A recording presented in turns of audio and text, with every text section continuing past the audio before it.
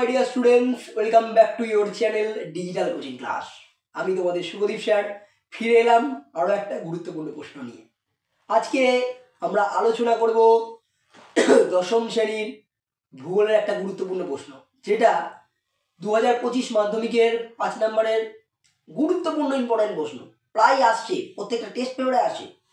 চলো সময় নষ্ট না করে আজ আমরা সেই প্রশ্নটা নিয়ে আলোচনা করি।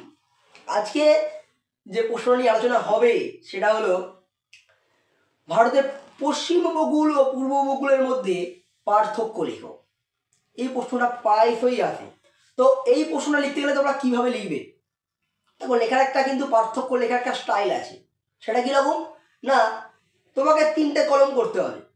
এক, পার্থক্যের বিষয়, একটা ভারতের পশ্চিম উপকূল, একটা ভারতের পূর্ব উপকূল। তো পার্থক্যের বিষয়ের ফার্স্ট যে পয়েন্টটা হবে সেটা হচ্ছে উৎপত্তি।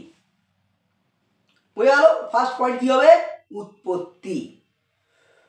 আরব সাগরের তীরভূমিতে ভূবলনের ফলে ভূমিভাগ বসে গিয়ে এবং সমুদ্র তরঙ্গের সঞ্চয়ের ফলে এই পশ্চিম উপকূল তৈরি হয়েছে বা সৃষ্টি হয়েছে। অপরদিকে বঙ্গোপসাগরের তীরভূমিতে নদী এবং সমুদ্র তরঙ্গের সঞ্চয় কার্যের ফলে এই পূর্ব উপকূল সৃষ্টি হয়েছে। নেক্সট 2 নম্বর পার্থক্যের বিষয় হবে বিস্তার। পশ্চিম উপকূলের বিস্তার খুবই কম, এটি 10 কিমি থেকে 80 কিমি চওড়া। অপরদিকে পূর্ব উপকূলের বিস্তার খুবই বেশি, এটি 80 থেকে 160 কিলোমিটার অবধি চওড়া। 3 নম্বর হচ্ছে উচ্চতা। পশ্চিম উপকূলের ভারতের পশ্চিম উপকূলের খুব কাছেই পশ্চিমঘাট পর্বতমালা অবস্থানের কারণে পশ্চিম উপকূলের উচ্চতা যথেষ্ট বেশি। অপরদিকে পূর্ব উপকূলের উচ্চতা অনেকাংশ কম। 3 হয়ে গেল উচ্চতা। 4 নম্বর পয়েন্ট কি হবে? ভগ্নতা। ভারতের পশ্চিম উপকূল খুবই ভগ্ন, এর জন্য এখানে স্বাভাবিক বন্দর গড়ে উঠেছে। অপরদিকে ভারতের পূর্ব উপকূলের ভগ্নতা খুবই কম।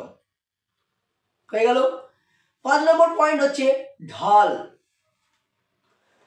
ভারতের পশ্চিম উপকূলের ঢাল খুবই বেশি, অপরদিকে পূর্ব উপকূলের ঢাল খুবই কম, মৃদু ঢাল যুক্ত। বুঝে গেল? 5 নম্বর ঢাল। 6 নম্বর কি হচ্ছে না বদ্বীপ। ভারতের পশ্চিম উপকূলে বিশেষত নর্মদা, তাপ্তি, সবরমতী ইত্যাদি নদীর মোহনায় কিন্তু কোনো বদ্বীপ নেই। অপরদিকে যদি আমরা দেখি তাহলে দেখতে পাবো ভারতের পূর্ব উপকূলে বদ্বীপ দেখা যায়, অনেকগুলো বদ্বীপ লক্ষ্য করা যায়। 7 নম্বর কি না বালিয়াড়ি। মালাবার উপকূল ছাড়া ভারতের পশ্চিম উপকূলে সেরকমভাবে বালিয়াড়ি দেখা যায় না। অপরদিকে পূর্ব উপকূলের ভারতের পূর্ব উপকূলের প্রায় সর্বত্র সব জায়গাতেই কম বেশি কিন্তু বালিয়াড়ি দেখা যায়। তাহলে এই 7টা পয়েন্টকে তোমাকে ফলো করতে হবে। 1 উৎপত্তি, 2 বিস্তার, 3 উচ্চতা, 4 ভগ্নতা, 5 ঢাল, 6 কি দাঁড়াচ্ছে বদ্বীপ, 7 কি হচ্ছে বালিয়াড়ি। এই 7টা পয়েন্টকে তুমি কভার করবে, কোনটায় আছে, কোনটা কম, কোনটা বেশি দিই পার্থক্য হয়ে গেল। এইবার তারপরে সেম আমি আগের ভিডিওতে বলেছিলাম যে উত্তর ভারত দক্ষিণ ভারতের নদী যখন তুমি দেখাচ্ছ একটা ম্যাপে এঁকে দুদিকটা, সেই রকমভাবে ভারতের পূর্ব উপকূল ও পশ্চিম উপকূল তুমি একটা ইন্ডিয়ান ম্যাপ আঁকো, এঁকে তুমি সেটাকে পুরো চিহ্নিত করো। এখানটা পূর্ব উপকূল, এখানে কোঙ্কণ উপকূল, মালাবার উপকূল, এদিকটা পশ্চিম, এদিকটা পূর্ব, তুমি চিহ্নিত করে দাও। তাহলেই কিন্তু তুমি ফুল মার্কস পাবে। আর আমি আবারও বলবো, যদি উত্তর ভারত দক্ষিণ ভারত নদী আসে বা পশ্চিম উপকূল পূর্ব উপকূলে পার্থক্য আসে, অবশ্যই অন্য কোশ্চেনের থেকে এগুলোকে অ্যাটেন্ড করবে, কারণ এইগুলো সহজ এবং খুব ভালোভাবে নাম্বারটা পাওয়া যায়। পুরো 5-এ 5ই পেতে পারো তোমরা। তাই যদি কোনো পয়েন্ট পার্থক্যের কোনো বিষয় বুঝতে অসুবিধা হয়, আমি আবারও বলছি আমাকে কমেন্ট করে জানাও কোনখানটা বুঝতে পারোনি, আমি বুঝাবার চেষ্টা করব। যদি ভিডিওটা ভালো লাগে তাহলে অবশ্যই লাইক করো, কমেন্ট করো অ্যান্ড শেয়ার করো। প্রচুর শেয়ার দরকার আছে, তোমাদের শেয়ার আমাকে আরও নতুন ভিডিও তৈরি করতে অনুপ্রাণিত করে। তাই বলছি শেয়ার আরও বেশি বেশি করে করো। আবারও বলছি, তোমাকে বলছি, তুমি যদি নতুন হয়ে থাকো তাহলে চ্যানেলটিকে সাবস্ক্রাইব করে যাও, আরও অনেক নতুন নতুন ধামাকা আসতে চলেছে।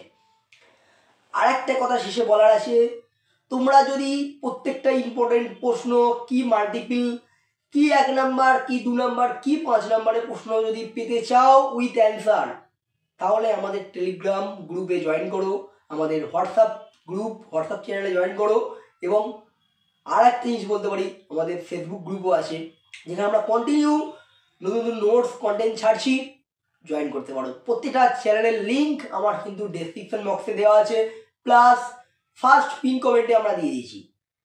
তো যদি মনে হয় আরও কিছু নোটসের দরকার আছে তাহলে অবশ্যই ওখানে ঘুরে যেও।